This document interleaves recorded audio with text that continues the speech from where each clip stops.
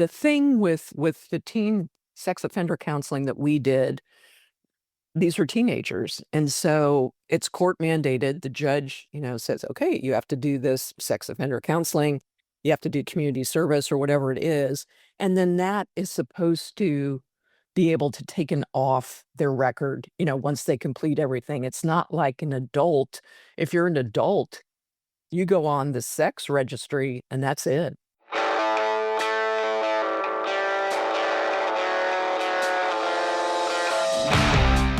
Welcome to Going In Blind. I'm your host, Zach Tidwell, and my guest today is a TEDx speaker, founder of the Silicon Valley Men's Clinic, and retired licensed family and marriage therapist, Raelene Weaver.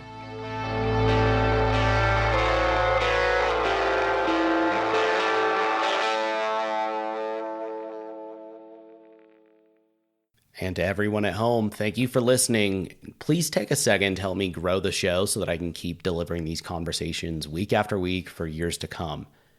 Subscribe, rate, and review the show in whatever podcasting app you're using right now, and check out the show notes to follow me on social media and YouTube as well. When you share your favorite episodes, tag me and use the hashtag GoingInBlind. You can also join my mailing list at zachtidwell.net.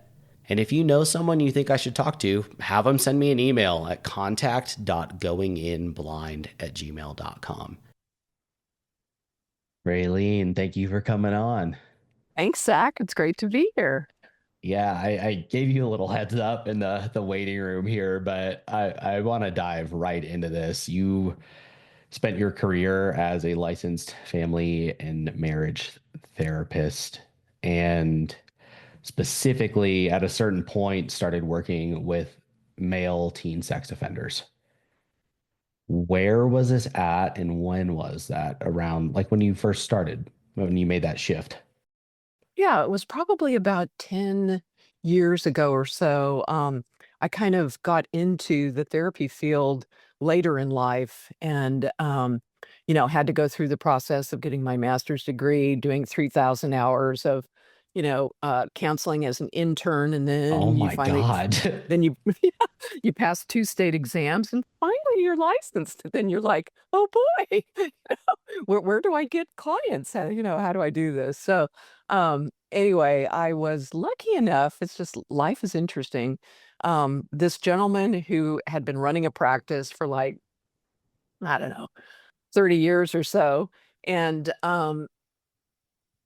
I noticed that, he worked with teens a lot and different clients coming in and out. And I said, if you ever have an overflow of clients or if you need someone to refer to, I'm here. And he just kind of over gradually started giving me information. He shared with me a book on working with adult sex offenders. And he himself has two doctorate degrees, one in psychology and one as a minister. So Oh, theology and it's an psychology. interesting And mix. yeah, and he used to work in the prisons with adult sex offenders. So he's giving me these materials, and I'm like, well, if this is for teens, I need to start digging in. So I did some research, and Phil Rich is an author that has specialized in this area, and he had workbooks for working with teen sex offenders. And I just started reading that. And then one day, one of the probation officers who works with these kids came out to our office, and Dr. Monroe, who I was telling you about, he let Yeah. me sit in on a session. And I don't know why, Zach, but I was just fascinated. I'm like, oh my God, this is kind of the criminology background. You've got psychology, you've got all these different elements. And I just was really curious about it. And we had had a situation in my area at a high school where um, a girl was at a party. She drank way too much and sort of passed out. And several boys just doing dumb stuff, but like writing, with felt pens and stuff on her body and kind of sticking things inside her. And anyway, not good. All of Yeah. that happened. Yeah, that happened right in my neck of the woods. And sadly, sadly, sadly, her parents, the girl's parents, had been going through a divorce, and it was just a tough time for her. This happened to her, as you know, with kids, everything goes out, on social media, so everyone on her school knew what happened, and she committed suicide. And that is the gravity, of talk about consequences. So that was a local case in the media. Dr. Momro and I knew about it. I think he worked with some of the boys, and it just, I love working with kids, and the thing with the teen sex offender counseling that we did, these are teenagers, and so it's court mandated. The judge, says, "Okay, you have to do this sex offender counseling, you have to do community service," or whatever it is, and then that is supposed to be able to taken off their record, once they complete everything. It's not like an adult. If you're an adult, you go on the sex registry and that's it. That's there. That's permanent. Yeah. So, and that, can really mess up a person's life for sure. So I just felt like, okay, this is a great opportunity to work with these kids, really get them on the right track, the pro-social track, and, you know, hopefully do some good. So that's how I got into it. Well, so there's like 12 things there I want to ask you about, but this is the way these conversations go. But like you mentioning, with these kids, that is a very unique window in time, and especially, the commonly touted number, at least for males, is that your brain isn't fully developed until I believe specifically your prefrontal cortex is not fully developed until you're 25. So That's it. you Yep. are not you aren't running on full power until you're 25 years old. These kids are so young, and even that, like this instance with this girl from your school that you had mentioned, that in and of itself, obviously extremely unfortunate. I'm sure those boys are drinking too, and that's something. I mean, I would imagine there may have been criminal charges associated with that outside of them being sex offenders. I mean, that contributed to her suicide, but they're probably under the influence. They're already not running on full brain power. They're drunk and and I'm not justifying that decision, obviously. Like, at sleepovers, we used to draw penises on each other's face and stuff. That's very different from going under a girl's clothes and violating her while she's passed out, or you hear about people getting raped while they're passed out drunk, and Right. deplorable. But these kids, I would think in a more common circumstance is even they've just, a boy is exchanging nude pictures with his girlfriend, and then the parents find out, and the dad's or mom is pissed, and they press charges on the boy, and then he's got that on his record for the rest of his life. And that's, again, it's an unfortunate thing that as incredible these little computers are that we have in our pockets. Like, you're not, again, you don't have the judgment call there. You're like, I'm 16 and I'm horny. I'm not going to think of the consequences here, and not really, you don't have the world experience or even a broad enough perspective to think outside of that moment and not be so impulsive. And Right.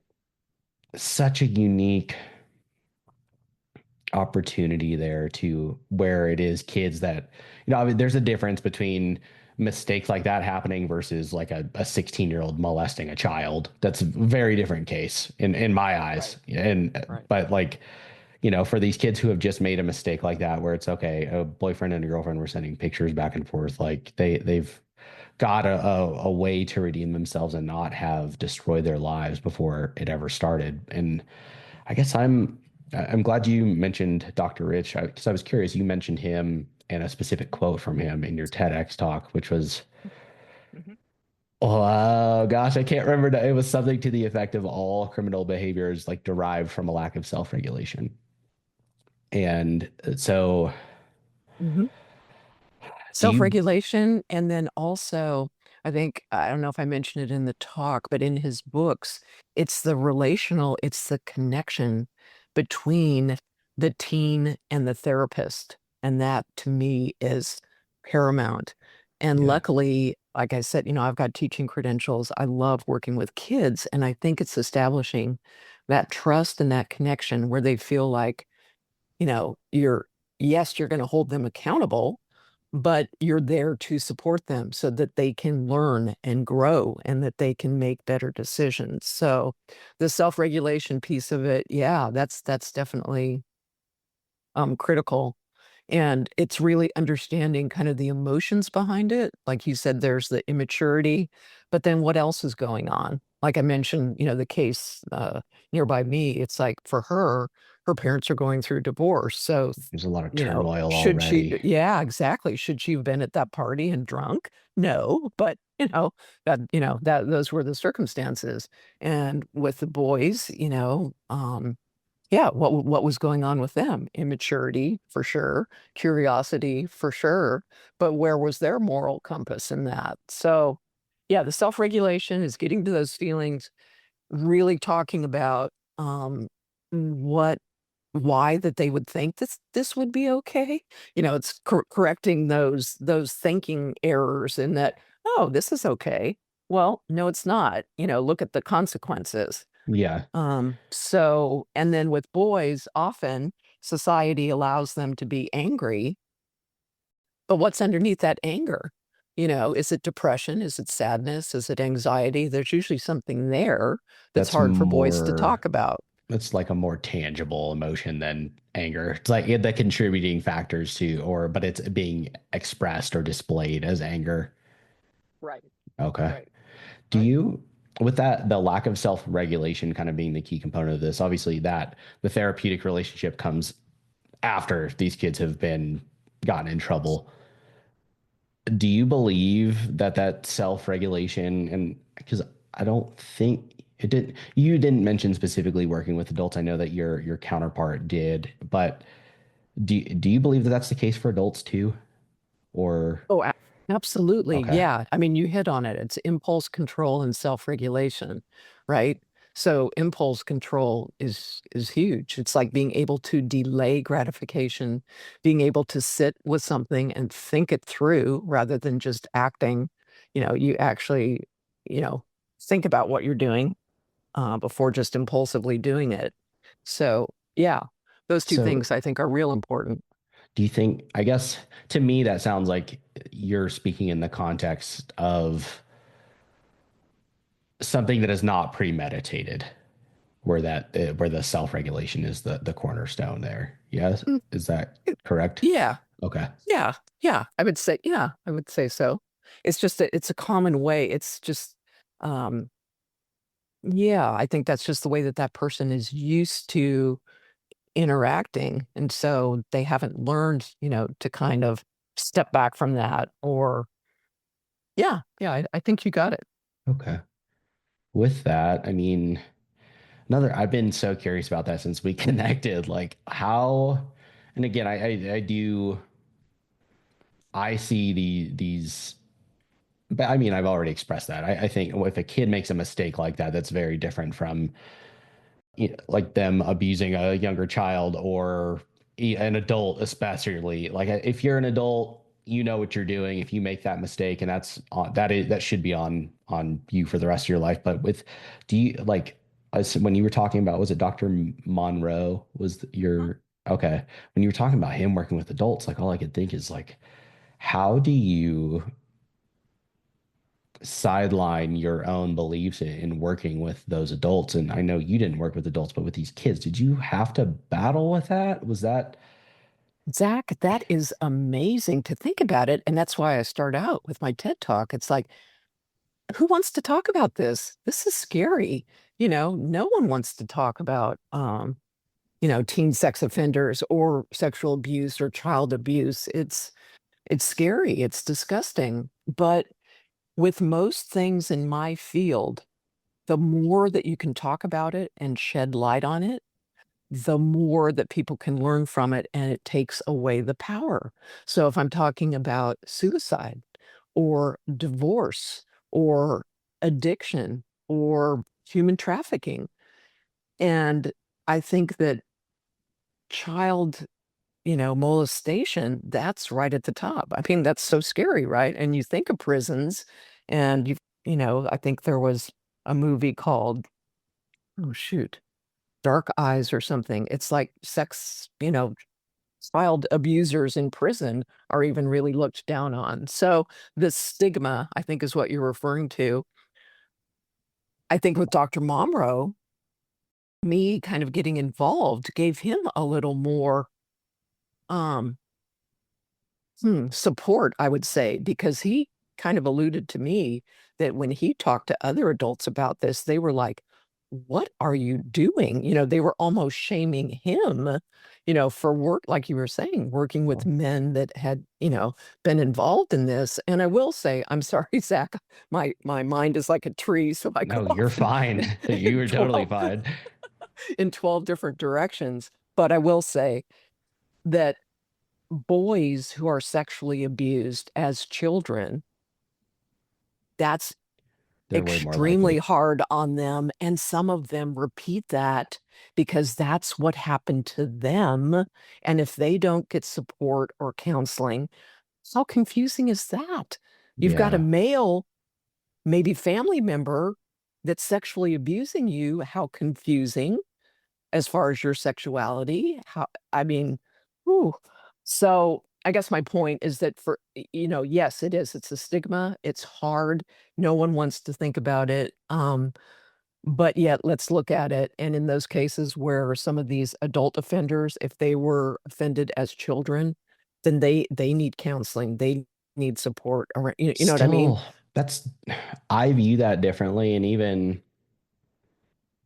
even with the kids, like I tried making a very specific point of delineating between a kid who is molesting other children versus there is, some, oh my gosh, why can I not think of the word, consenting act between both of them where they get in trouble. Like I think those are two different categories. One is both are willing, but they're underage, and that's where Right. kids get in trouble. I view the unconsenting acts much differently, and don't really have, in my mind, any wiggle room for that, because it's in my mind that is a premeditated heinous act where you're taking advantage of someone knowingly, and there's no gray area there, like, and especially with adults, even if you were molested as a kid, cool, everybody's been through things, the difference, and know that you need to break that cycle. You can't. And again, obviously I'm not the professional here. In my mind though, like, even as you were saying that, like, I get kind of like, this Well, is a fine yeah, line no, to no, walk. Yeah. I understand. So when we think of the term predator, yeah, definitely, yeah, that's person needs to be, kind of removed from society. But then you also have pedophile. You have the term pedophile or pedophilia, and that's a difficult one.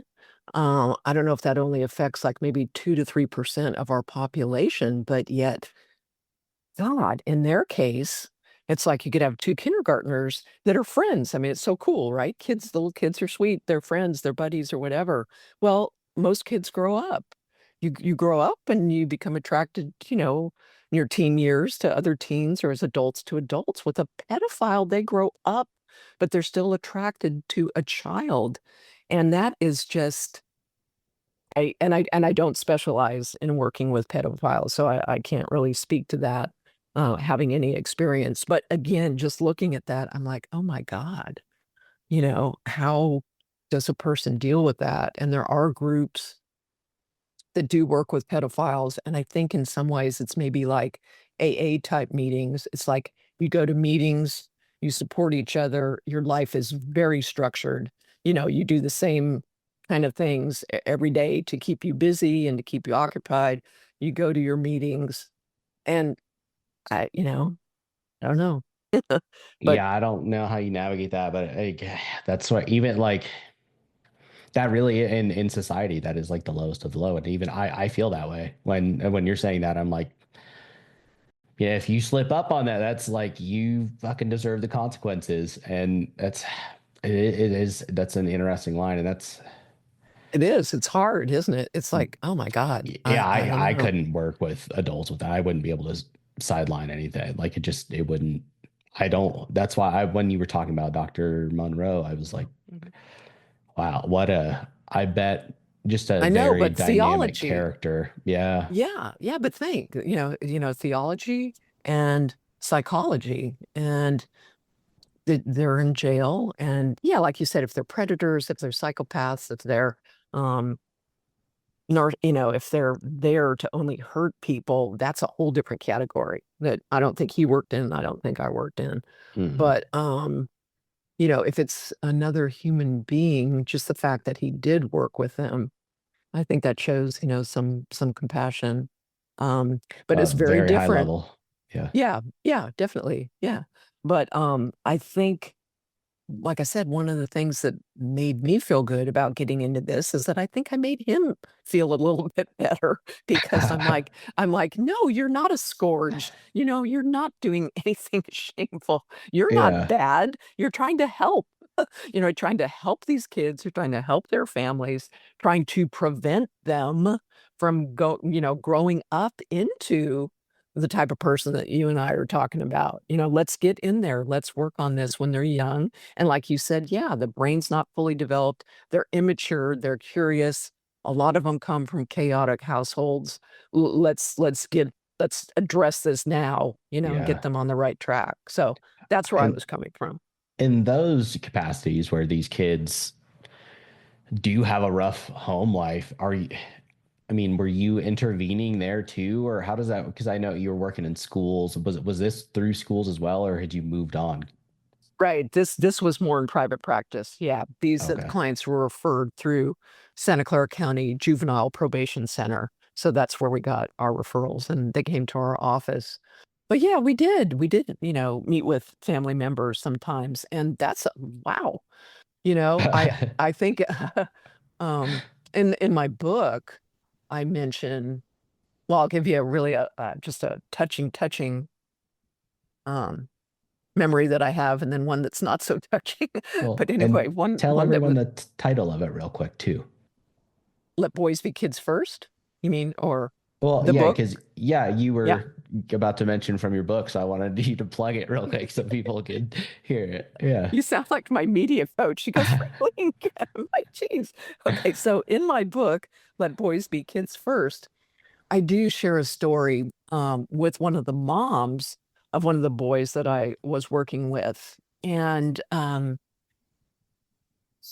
they were Hispanic, um, sweet, just kinda the boy was kinda shy and not aggressive, kinda just the opposite of that, and, I was talking with his mom one day, and she said, "I was molested by my bus driver when I was little," and I told my mom, and she didn't believe me, and Uh, Raelene, you are the only other person that I have shared this with. And Zach, my heart swelled. I was like, "Thank you for sharing that with me, that you've carried that all this time. I'm glad you told me you were a child. You did nothing wrong." And then she said to me, I think because of that, I've had a hard time talking to my son about sex, about dating, about sex, about girls." And I was like, "Yeah, I understand that." yeah. And that day when they left my office, because I had a window on the parking lot, so I could kinda watch people come and go. It, It's so cute. It's like that would be parents fun. I Yeah. know. Parents have, like, an office in their trunk of their car, they're pulling books out and stuff. So Yeah. anyway, so they're walking out of the office. She put his arm around him, and they were kinda walking arm in arm back to their car, and I thought, "Wow, that was a breakthrough for her. That was really a breakthrough, that was really great." So that was a touching story. Another one that wasn't so touching, but then it kind of was, is the boy that I was working with, parents going through divorce. Oh my God, I don't know what was going on. I didn't work with the mom too much. I'm almost wonder if she had some kind of mental issue, but I just kind of blame it on the divorce. She made it as difficult as possible to sign paperwork to get her kid there. He had to take 2 buses to get to my office after school. And on the final day of counseling, she was supposed to be there to sign off on it, and she wasn't. And somehow, I don't know, I was able to get her to sign off on it later, but her son was there. And at the end, this was like 9 months of working together. And so I praised him and thanked him, and, we kinda went over things, and when he got up to leave, I'm a sensitive person, it's just who I am, so I usually, hug if the person, Yeah. wants a hug, you know what I mean? You're very careful Yeah. with all that, you're very careful, but I'm a Yeah. warm Yeah. person, and this had been hard, this kid had been through a lot, and we hugged, and it's the type of thing where he just stayed there for a little bit. It was like a And I real s and hug. I s and I said, "It's okay, just stay here, Zach." And then he started patting my back like a little child, and I just patted his back. And I just said to him, "You're a good kid, and you're gonna be okay."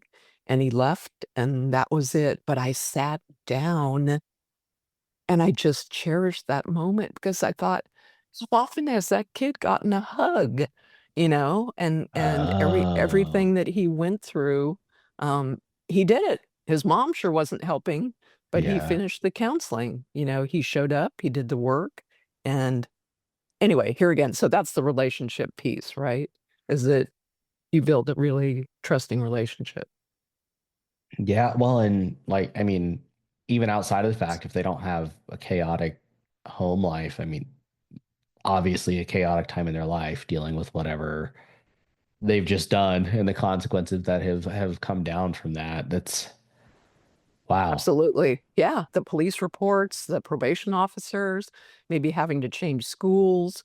You've got people that, are sending nasty messages on social media. Some families, it was heartbreaking. You'd have, the girl, that her family, or like you were saying, it's like, man, boy, once the father finds out or whatever, they can just make the teenage boy, make his life miserable, by posting threats and posting things, and it can get really ugly, so, Yeah. I yeah, don't I don't have kids, so I can only imagine there, but I think we still have some that's we have a lot of caveman DNA in us still, and that's one of the areas where like it definitely comes out. I've got two younger sisters, and like yeah, it's yeah, so I can kind of draw a parallel there where I mean that unlocks a special kind of rage inside of you if anything comes to them. But right.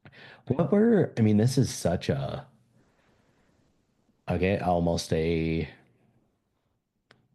I would say it's less of a slightly less of a taboo field to be working in than Dr. Monroe. Like even when you were explaining Mhm. how other people received him, I was like, that's how we view criminal defense attorneys for people who are like obvious, like a Good serial point, yeah, killer. yeah, yeah, So good parallel. I would say yours was at least a step down from that. But what were you doing before you made your career shift? You mentioned that you got into therapy later on. I did, and I think that just matches me, it matches more my personality. I started out, knowing that I wanted to go to college. I felt like I was smart, although I wasn't good at math and science. How You know, I mean, that sounds so outdated, right? With girls not being good at math or science, but I was not. But I still definitely wanted to go on to college, and I thought maybe, journalism or teaching would be areas that I would go into, and got my teaching credential. And then here in California, Proposition 13 passed, and you know, teachers were being laid off, and there's a lot of stuff going on. So that kind of threw me a curve. And then I ended up working in the nonprofit field for a while, and then wanted to make some money, got my MBA, and went to work in the private sector That'll for do it. Lawrence Yeah. Berkeley Laboratory and Pacific Gas and Electric. So did that for about 10 years, and then really found that this isn't really my thing. I'm just so self-motivated and more entrepreneurial, I guess. I just don't really like being a cog in a wheel. So I did a lot of therapy in my own life, a lot of therapy. I went through a divorce and lot of soul searching. And I just really found that therapy, being around therapists, um, I felt that they were there to help, to help and to support. And it really appealed to me. So later in life, I just decided to do that. And so getting into private practice, you're right. I had, geez, like, I don't know. Where do I get clients? I mean, you have to do some marketing, and I started a networking group for other therapists to help each other. It's like, okay, I'm working with, you know, um, a teenager, but the mom needs therapy or whatever, we kind of help each other out. Yeah. It's like, okay, this person specializes in eating disorders, and this other person specializes in, drug addiction or whatever it is. So I did start a networking group to help people kind of, give referrals and whatnot. But like I said, I was just lucky with Dr. Monroe. It just happened to fit. And that did make a huge, huge change for me because those clients came through a contract with Santa Clara County, and it was great. So Yeah, that's just I'm curious. That's just such an interesting path and you're like constantly learning with it too. But that's neat. Just not what I mean, it makes sense to me. You started teaching because you're like, well, I like working with kids, but then that to the MBA, I don't know. That's so cool. I'm a late bloomer. I'm a late Yeah. bloomer, Zach. Yeah. Well, you're retired now, aren't you? Yes, I am. Okay, I thought so. How recent was that? That was about 5 years ago. Has it been hard to make the adjustment? No, no, I think I'm No, busier. No, I think I'm busier now with Let Boys Be Kids First, and then I really. started a Facebook group called Silicon Valley Men's Center Group. And there's a website. My husband, again, the techie one, helped me put that together. Um, so I post articles pretty much every day on SVMC, Silicon Valley Men's Center Group. And it's just current events, stuff that's going on, stuff around Yeah. healthy masculinity, around, emotional intelligence and things like that, and men's issues, boys' issues. So I post on that. There's a website that has resources. So I am going to give a plug for this organization. You and I were talking about adults, or people being sexually abused. So one of the resources that I learned about is oneinsix.org. And I had known that 1 in 4 adult women had been sexually abused, and that's horrendous when I think of that. Oh my god, 1 in Yeah. 4. Wow.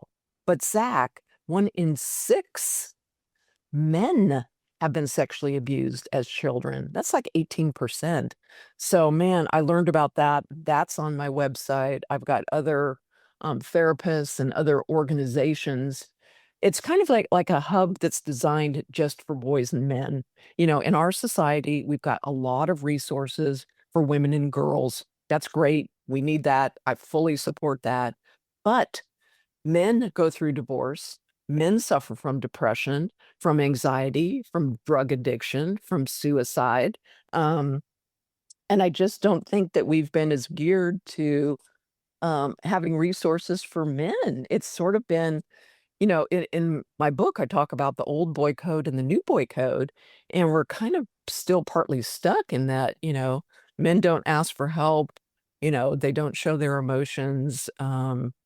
And I challenge that. It's like, it takes a lot of Yeah. guts to go to counseling. It takes a lot of guts to reach out, and if you take care of yourself physically and intellectually, in my opinion, you need to take care of yourself mentally and emotionally. So I try to provide resource about that. So I'm busy with that, SBMC. And then in the midst of all that, at one point, my dear husband came to me and he said, I think you should do a TED Talk. And I'm like, what? I'm like, are you nuts? I'm a writer, not a speaker. Yeah. And he goes, I think it would be good for your head and good for your heart. And I started researching it, talking to a few people, reading books, whatever. Oh my God, Zach, I'm not a speaker, but I did it. I You got on that did. stage and I did. Yeah. 1,100 people. 1,100 people. Oh. So anyway, Well, so and I've been who? busy with SVMC and now with Let Boys Be Kids First, which is a TED Talk and a book. And I really want um, to help people realize how important the emotional mental component is for boys and to challenge that thinking. Little boys have the same emotional capacity as little girls, and it's a strength, not a weakness. Yeah. And And I I'm gonna want pause you here. So Mhm. because the did come back to some of this stuff. So put a pin in this. We're talking about Okay. because this is starting to get into stuff that the book talks about and stuff that you talked about in your TED Talk. But you said something there that I just it's kind of serendipitous with something I was just recently listening to. As you can imagine, being blind, I listen to a lot of podcasts. Like I can't watch Yeah. TV Yeah. if I'm not working.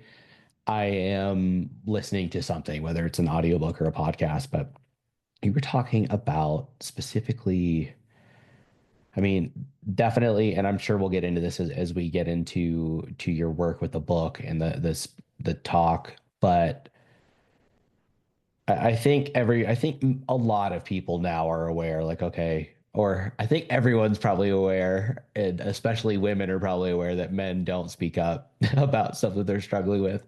You guys might be more aware of that than anyone, but with that, like you mentioned, almost not having services to help men, like there's a lot more and Right. a lot more services there for women than there are for men. And I was listening to a podcast the other day. I think his name is Chris Williamson, and he was on Joe Rogan's podcast, and they were talking, and he specifically highlighted this. He talked about in the past, America went through this phase where we realized, okay, we've been treating women like shit. Women are equal to men. It's time to bring that up to par and actually rectify that in our systems. And so we started pushing, doing everything we could to support women in getting them to having the same rights and also having the same qualifications as men that they deserved and had been held back from for so long. And Right. he talks about in that, we've now seen that we've fully pushed that through. Women are equal in our society, and these services are still there. But then now we're seeing, I think it was 4 women complete a college degree for every man that does in the United States. And he was just spouting out these numbers of comparisons where it's Right. like, okay, we've pulled that off for women, and now that we're seeing men lag behind, we're not doing anything to to fix Right. that. And Right. why is that in our society? Because like you said, almost with approaching this and trying to promote this different framework and thinking about all of this, like, okay, yeah, we probably should. And part of that would be this opening spaces for men to discuss these things. And like you said, this healthy masculinity. And this was actually something I was very interested in bringing it back to your talk and your book. When at one point, I can't remember if it was when I saw the title. It might have been the title. I was like, uh-oh, she's about to sit here and talk about how men need to be more effeminate. And I was like, I was like, uh-oh, we're about to go for a ride. But it's so not that. And the way that you're approaching this is, I felt very, very reasonable. And you're Yeah. you're not telling men not to act like men. You were telling us to help give boys as they grow more room to be more fully rounded individuals. Do you feel like that's fair to say? I'm so glad to hear you say that, and it's just so, this is part of what I'm trying to do, Zach, and you mentioned Joe Rogan Experience. Hey, if you've got connections. I No, it's like Ray and I, my husband, every time. And he doesn't watch Joe Rogan all the time, but Joe Rogan has had Erica the beekeeper on. And Zach, I'm going, if he can talk to a beekeeper, he can talk to me. And then, I of course, actually he, that episode was awesome. I love that interview with that lady. Yeah. so, and then, of course, he's got, Donald Trump, and I wanted Kamala Harris to be on there. I want to be on his show. By golly. So, anyway, I'm teasing you, but I'm planting a seed. You run into Joe Rogan, it's like, this woman, wow, she'd be great on your show. And part of and I say that laughing, but part of it is exactly what you just hit on. Okay, he has got like 11 million viewer, I don't know, millions of viewers, and they're mostly your age. They're mostly men in your age group. And I would love to be able to talk to them. And sure, I'm sure I'd get criticized. I'm sure, there would be some stuff going on. But the fact that you heard "Let Boys Be Kids" first and your head kind of took you in one direction, but then you went ahead and uh, gave it a chance, and then you're finding like, no, wait a minute, yeah, she's not trying to take anything away from men or masculinity or whatever. She's trying to, like you said, be more confident, be more better able to communicate, be better leaders, be more emotionally intelligent. And a lot of it, I think, just has to do with parenting.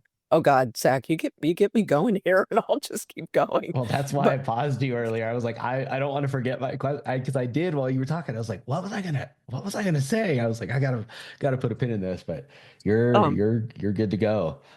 okay. So, but anyway, just the fact that you made that switch in your head, that you gave me a chance, that that makes me feel really, really good. And I've had a couple of other men, couple of other podcasters recently. So I don't know. I grew up a tomboy. I got to go in the tree fort, but it's like, yeah, there are a lot of women that really support men in being healthy and happy and successful and good dads and whatever. So I agree with you, it shouldn't be one or other.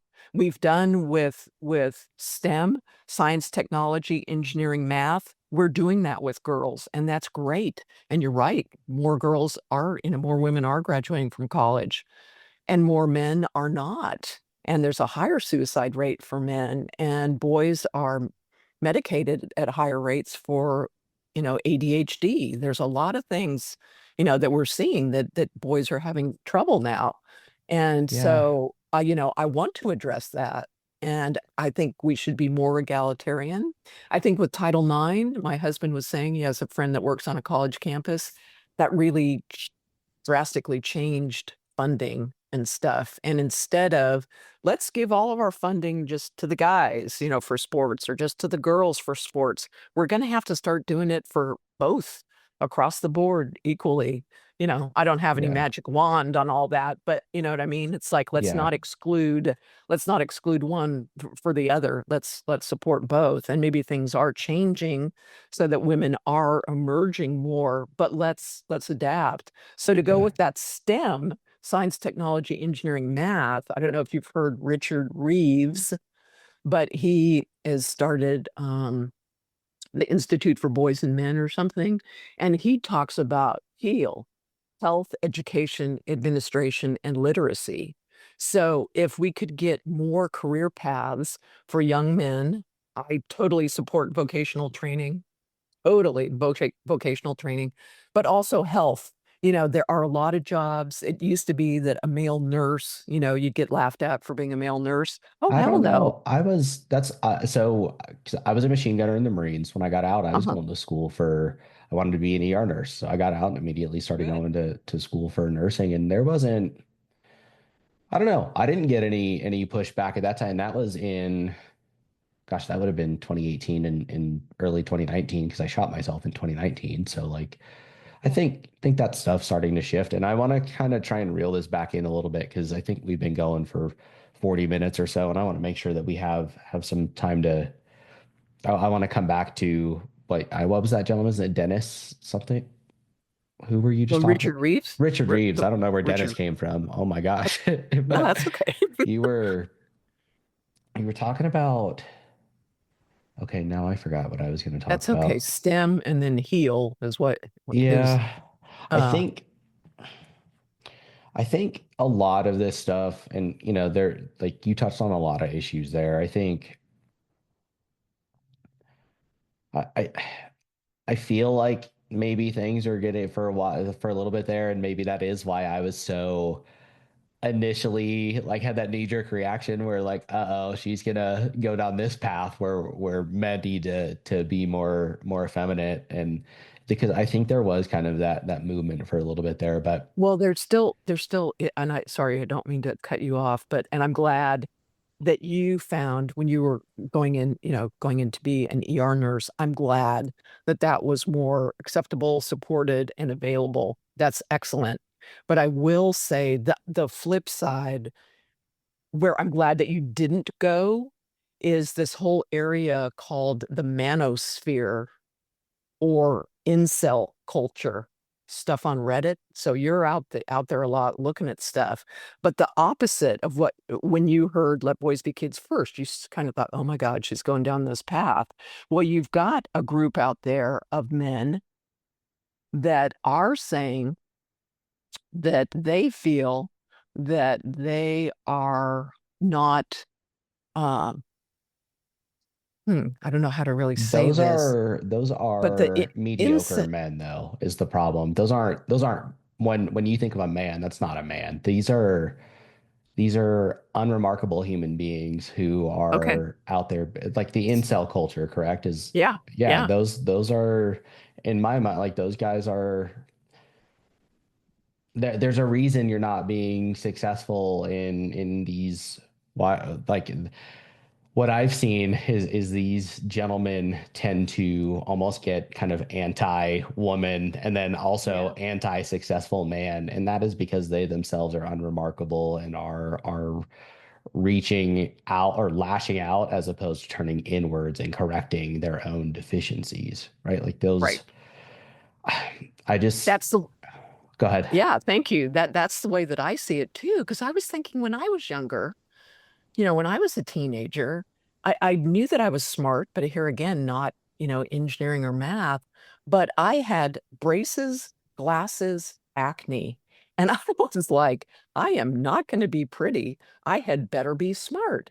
And my point is, I didn't take that out on boys or men for not dating me. You know what I mean? Flipping Yeah. that and saying, why aren't I good enough? Or I'm not a cheerleader, whatever. It's like, I knew I wasn't a cheerleader. It's like I'm me, and I got to figure this out. And so I guess that's kind of my thing. When you were saying that these people are unremarkable or not successful, yeah, like you said, look inside. What can you do? What are you good at? What kind of path do you want to take instead of blaming women, instead That's of, a lot harder though than blaming women or okay, blaming the chads, I think that's where that is you can get these turds in a forum on the internet and just sit there and feed into their own little echo chamber. And that's a lot easier than being like, you know what, maybe we could all take 30 minutes on a Stairmaster once a day or go hit some weights or, pursue a real job instead of spending half my day playing video games and drinking Mountain right, Dew or whatever. right, right. Yeah. Okay. Anyway, but yeah, yeah. So there's different mindsets, different ways that people look at masculinity and femininity and healthy masculinity. So yeah. Yeah, in that, do you get a lot of pushback with I, just in general with all of that stuff and these resources that you're putting out and trying to support that? How has that been received? I'm sure there's boys and men that are thankful for it, but outside of that, and the people who are actually participating in the center. Yeah. I think I'm too small. That's why people Oh, put me on okay. Joe Rogan. Yeah. We got Joe, oh God, the whole mixed martial arts group or whatever. My husband likes to watch that a lot too. Um, but Yeah, I don't think my voice has been out there enough, but I will tell you that when I was starting SVMC and just kind of checking, with the therapeutic community, what do you think about this? Blah, blah. Do you think this is something that would be helpful or useful? There was one guy that emailed me and said something to the effect, it's like, if I were a man, um, promoting a women's, I think I was trying to start a men's group or a men's divorce group or whatever it Yeah. was. If I was trying to do this, I would be seen as and then it was kind of like fucking or something, I mean, he didn't really say that, but it was kind of like an expletive, Yeah. whatever. And that hit me hard. But I shared it with my husband. We talked about it. And it's like, what do I do? And he goes, you can have several different avenues. You can say nothing. You can respond to him. My husband is so smart. Thank him for his Yeah. input. Thank him for his input, and then state why you're doing what you're doing. Yeah. Or you like you were saying, or you could be ballistic and tell him, go jump off a cliff or whatever. But no, I had to sit with that, and that was a good experience because, yeah, I'm sure that some people won't like what I'm talking about, and I have to be able, to understand that in today's divisive political climate, it's like, oh my God.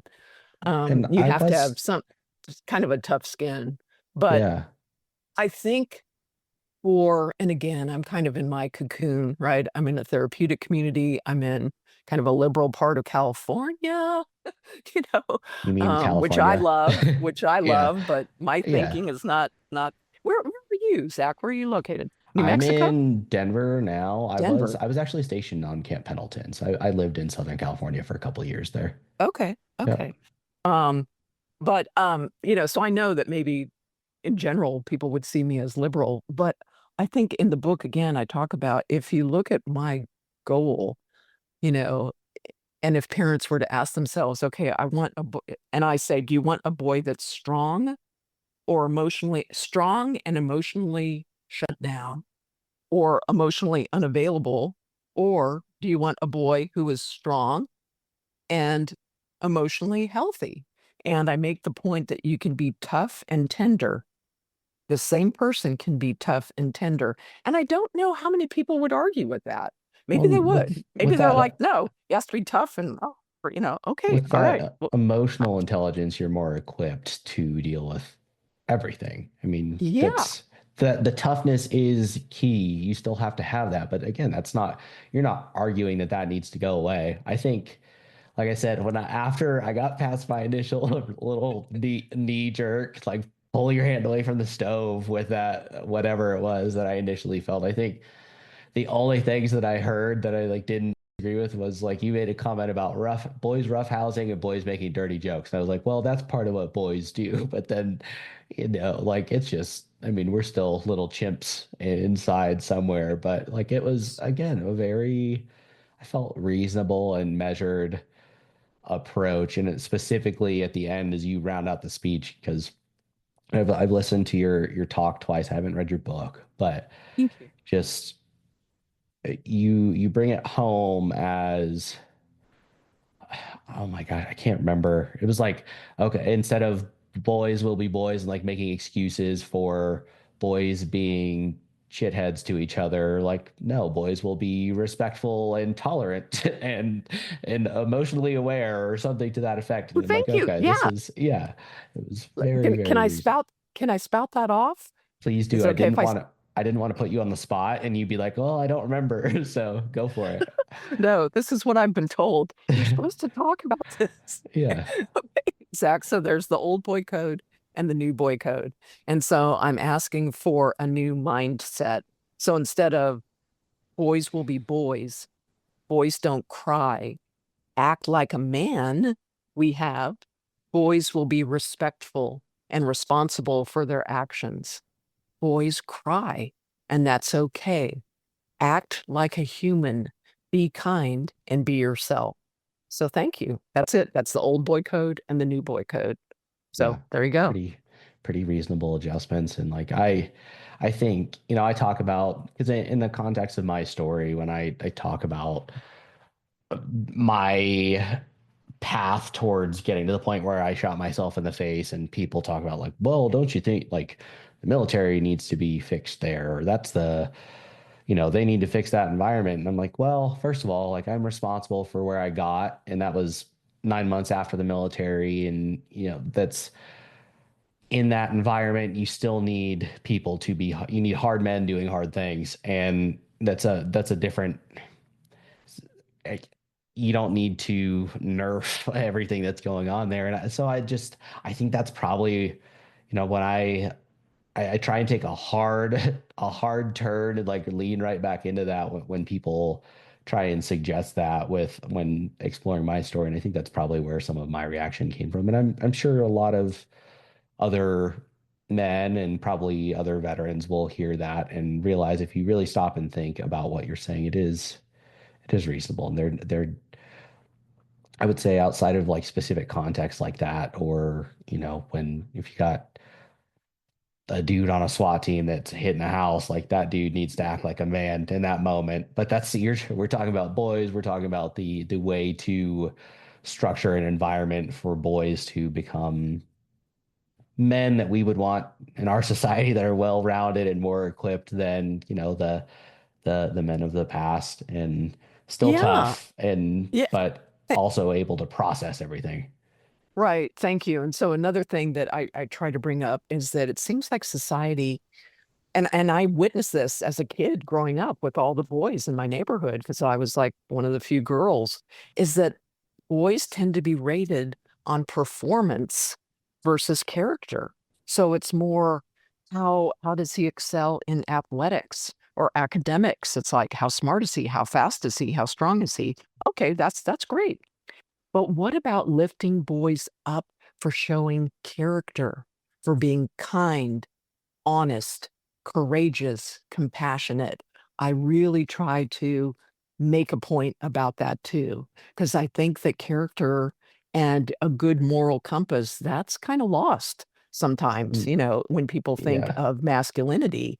So, and I again, like you're think saying, the strength that it takes courage to stand up, for yourself and to stand up for others and to do the right thing. So, yeah, yeah. and I think outside like what you just added to that, I think the way that boys are typically evaluated should still be there. I think we should add what you just said. I've Right. been an Right. athlete my entire life, and the different facets of character can be derived from those environments. And if you've got a kid who's out there killing, especially maybe not as a little boy, but as a teenager, and like especially growing into high school, like those who are excelling, yes, some of that is a gift, but a lot of that is what are you doing outside of practice on your own? And so I think that's where some of that comes from, but that's an interesting way. I don't know. I like that. That's a Yeah. more complete picture. Thank you. Yeah. Yeah. Yeah, I think so too. And yeah, with sports, whatever, it like for you, I mean, the things that you do now, you remind me of my brother. You're just fearless. I'm like, oh my God, jumping off of mountains or whatever you all do. I'm like, oh my God, it's just that adrenaline. But I and now I kind of now I lost my own train of Well, thought here, my own tree.